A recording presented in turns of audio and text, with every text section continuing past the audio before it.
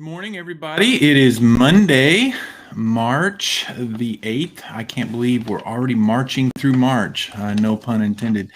But today we are back into our Common Thread Bible study, and today is an interesting passage, if you will.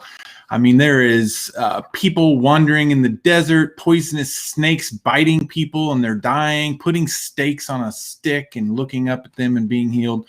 All kinds of things going on in this, and it's an interesting passage.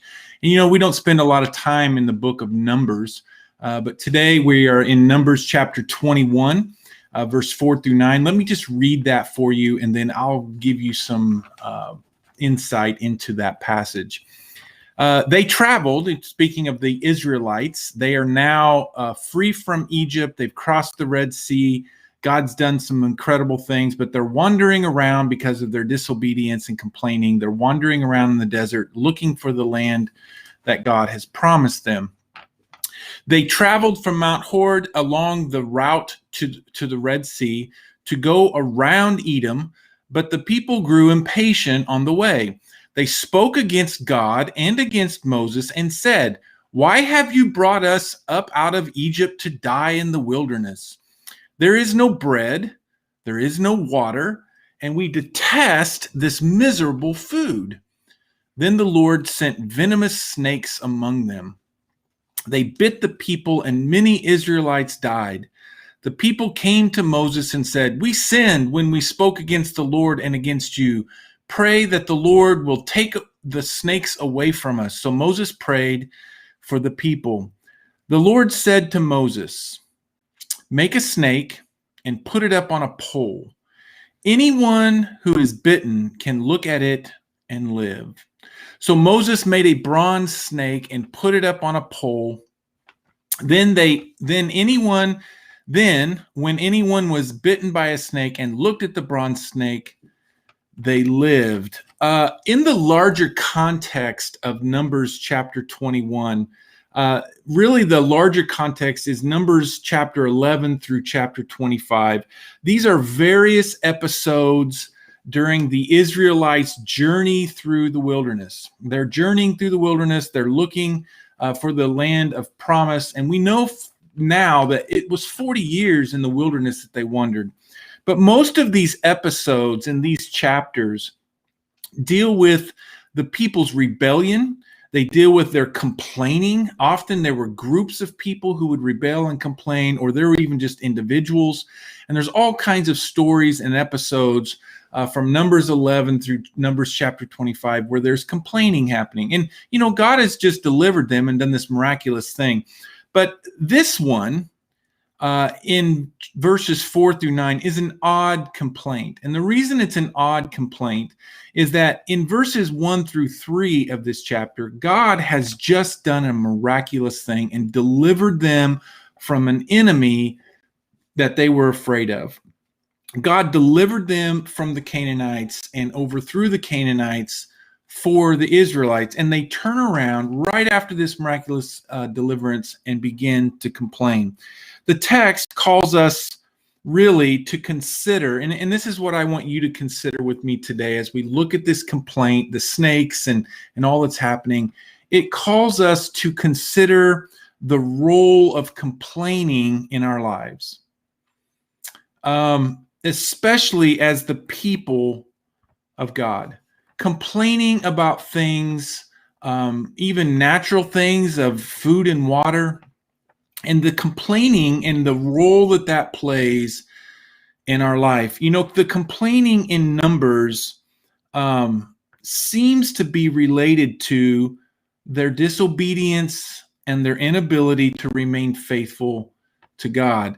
I know we complain about things. We complain that we don't have something. We complain that someone's doing this or someone's doing that or someone's not doing that. And we have all of these complaints.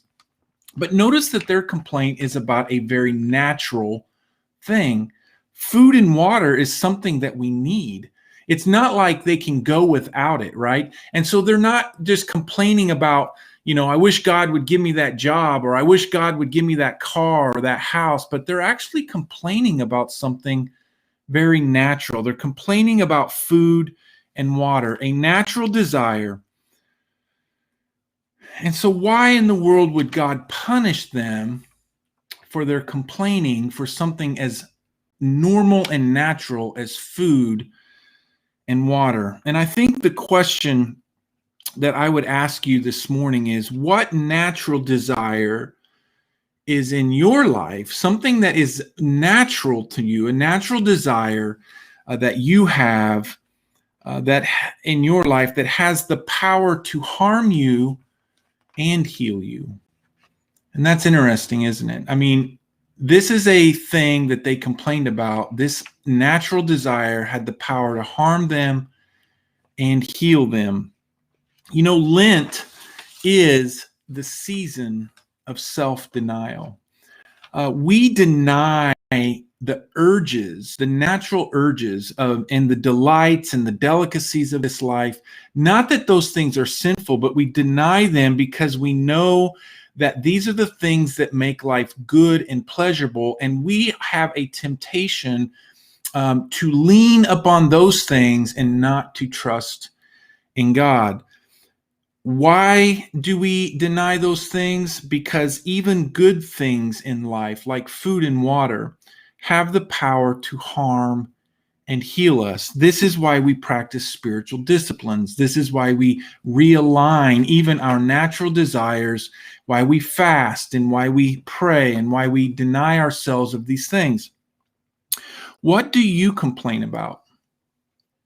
What are you complaining about right now in your life? What's your biggest complaint right now? I want to ask you this morning to look closer at your complaint. And you might find that at the center of that complaint is a good thing, something that will bring you joy, something that will bring you comfort, something that will satisfy a natural thing in your life, a desire in your life. But I want you to look closer at that and realize that if you're complaining about that, you might be at the point where that thing is beginning to harm you, that it has too much power and control over you. It could be anything.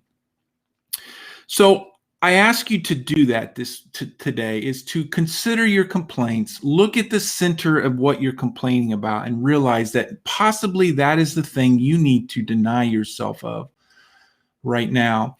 I want you to stay tuned this week. I'm not going to give it all away, but you will see this week that God has taken the pain that is caused by our human mortality, right?